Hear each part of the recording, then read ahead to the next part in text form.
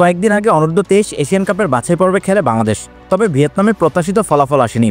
যে ফলাফল না আসার পেছনে কোচিং স্টাফের অদূরদর্শিতা এবং ভুল ট্যাকটিক্স অনেকাংশই দায়ী ছিল।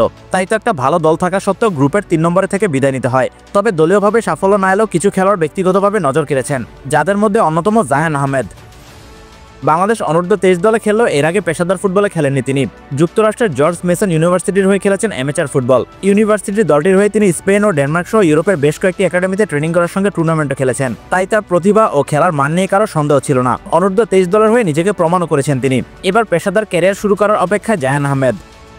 যুক্তরাষ্ট্রের দ্বিতীয় স্তরের ক্লাব লাউডন ইউনাইটেডের ট্রায়াল দেওয়ার কথা শোনা গেল জায়ান আহমেদ যোগ দিয়েছেন বসুন্ধরা কিংসে। তবে ইতিমধ্যে প্রথম লেগের দলবদল সম্পন্ন হয়ে যাওয়ায় ঘরোয়া ফুটবলে আপাতত খেলা হবে না। মধ্যবর্তী দলবদলে নিবন্ধন করে তাকে খেলানো হবে দ্বিতীয় লেগে। এর আগে আগামী মাসে তাকে দেখা যাবে এএফসি চ্যালেঞ্জ লিগের গ্রুপ পর্বে। এরই মধ্যে বসুন্ধরা কিংসের অনুশীলনে যোগ দিয়েছেন তিনি। বসুন্ধরা কিংসের বর্তমান দলে নেই প্রপার কোনো লেফট ব্যাক। এই পজিশনে তারা সাদউদ্দিনকে ব্যবহার করছে। তবে সন্তোষজনক পারফরমেন্স করতে পারেননি তিনি। তাই জায়ান আহমেদ দলটির জন্য বেশ কার্যকরী সাইনিং হতে পারেন, কারণ তিনি দলটির একমাত্র বাঁ পায়ের লেফট ব্যাক, যা তার একাদশের সুযোগ পাওয়ার ক্ষেত্রে বড় প্রভাবক হিসেবে কাজ করবে। এর আগে গত ডিসেম্বরে বাফুফের সঙ্গে যোগাযোগ করে জায়ানের পরিবার। এরপর টেকনিক্যাল ডিরেক্টর সাইফুল বারী টিটু তার সাক্ষাৎকার নেন। গত জুনে বাফুফের ট্রায়ালে অংশ নেন তিনি। ট্রায়ালের পারফরমেন্স তাকে জায়গা করে দেয় অনূর্ধ্ব-23 দলে। অনূর্ধ্ব-23 এশিয়ান কাপের বাছাই পর্বে 3 ম্যাচই একাদশের সুযোগ পান জায়ান আহমেদ। লেফট ব্যাক পজিশনে নজর কাড়েন তিনি। প্রতি ম্যাচেই তিনি ছিলেন বেশ ধারাবাহিক।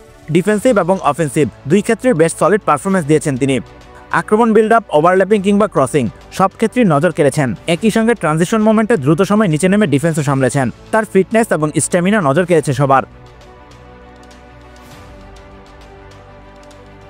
এবার বসুন্ধরা কিংসের জার্সিতে নিজের প্রতিভার ঝলক দেখানোর সুযোগ জায়ানের সামনে, যার শুরুটা হবে আগামী মাসে এএফসি চ্যালেঞ্জ লিগের গ্রুপ পর্বে, যেখানে ওমান, লেবানন ও কুয়েতের ক্লাবের সঙ্গে লড়বে বসুন্ধরা কিংস। কুয়েতে অনুষ্ঠিত হবে এই গ্রুপের ম্যাচগুলো।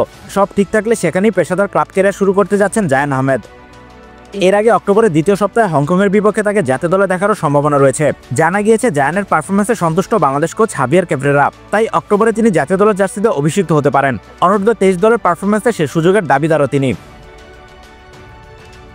ইতিমধ্যে নিজের পারফরমেন্স দিয়ে সমর্থকদের আশাবাদী করেছেন জায়ান আহমেদ। তরুণ এই অ্যাটাকিং লেফট ব্যাক আশা দেখাচ্ছেন লম্বা রেসের ঘোড়া হওয়ার। জাতীয় দলের সঙ্গে এবার তাকে দেখা যাবে বাংলাদেশের ঘরোয়া ফুটবলে। তাই জায়ান আহমেদের খেলা আরও কাছ থেকে দেখার সুযোগ পাচ্ছেন বাংলাদেশের সমর্থকরা। জায়ানও নিশ্চয়ই সমর্থকদের প্রত্যাশা পূরণ করার অপেক্ষায়।